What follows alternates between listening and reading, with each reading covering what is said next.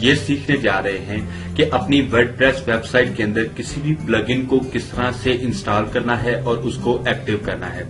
दोस्तों, फ्रीलांसिंग की दुनिया के अंदर, डिजिटल मार्केट की दुनिया के अंदर और वर्डप्रेस की काम की दुनिया के अंदर आपको कभी भी ये काम भी करना पड़ सकता है। और अक्सर मेरे कुछ फ्रीलांसर्स दोस्तों का ये एक्सपीरियंस भी हुआ है कि कभी कभार क्लाइंट की ये रिक्वायरमेंट होती है कि वो आपसे कहता है कि मेरी वेबसाइट के ऊपर फलाना फलाना फलाना फ्री प्लगइन जो है वो इंस्टॉल कर दो, या इन अदर सेंस वो कहता है कि फलाने जो प्लगइन है उसको खरीदो और उस प्लगइन को खरीद के मेरी जो वेबसाइट है उसके अंदर इंटीग्रेट कर दो।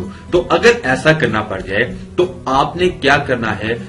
मेरे पाकिस्तानियों, घबराना नहीं है, घबराना बिल्कुल भी नहीं है। आपने करना क्या है? सिंपल अपनी वेबसाइट के डैशबोर्ड के अंदर जाना है और वहां पर प्लगइन्स के ऊपर क्लिक करना है।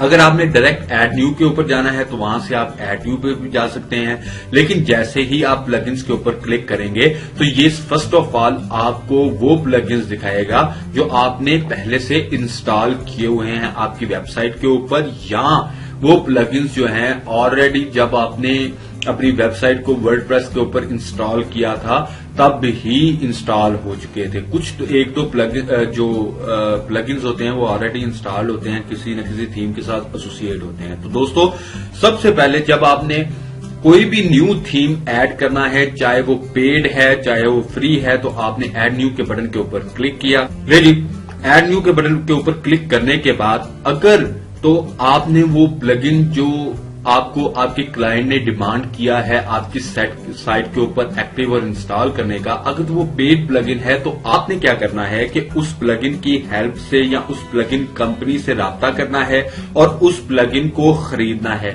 प्लगइन को कैसे खरीदा जाता है या किसी थीम को किस तरह खरीदा जाता है ये भी मैं आपको बताऊंगा, और कौन कौन से ऐसे प्लेटफॉर्म हैं जहां से आप प्लगइन को, पेड प्रो प्लगइन्स को खरीद सकते हैं। तो जैसे ही आपने कोई प्लगइन खरीदा तो जो भी आपका वेंडर होगा वो आपको प्लगइन किसी ईमेल एड्रेस के ऊपर या किसी भी ड्राइव के ऊपर भेजेगा, तो in the form of a folder. आपने क्या करना है? जस्ट उस फोल्डर को अनजिप करना है और उसको अपलोड कर देना है यहां पर। ये बात तो हुई जी पेड प्लगइन की। अब अगर आपने अनपेड या फ्री प्लगइन को आपने इसके अंदर ऐड करना है तो आप यहां से उस प्लगइन के नाम को उसको ढूंढेंगे। अब मैं यहां पर स्लाइडर ढूंढता हूं, तो जैसे ही मैंने स्लाइडर के नाम से लिखा या जो क्लाइंट ने आपको प्लगइन के नेम दिए फ्री, आपने वो यहां पर ढूंढे, जैसे ही वो आपको मिल गए। अब स्मार्ट स्लाइडर 3 के नाम से मुझे एक प्लगइन मिल गया या स्लाइडर। अब मैंने इसको इंस्टॉल कर लिया।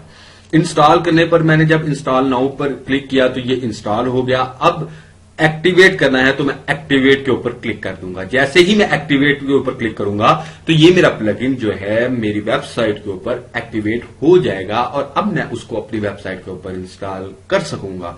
तो दोस्तों, अगर इस ट्यूटोरियल के अंदर आपको कुछ भी सीखने को मिला है तो हमारी वीडियो को लाइक कीजिए और हमारे चैनल को सब्सक्राइब कीजिए। टाटा।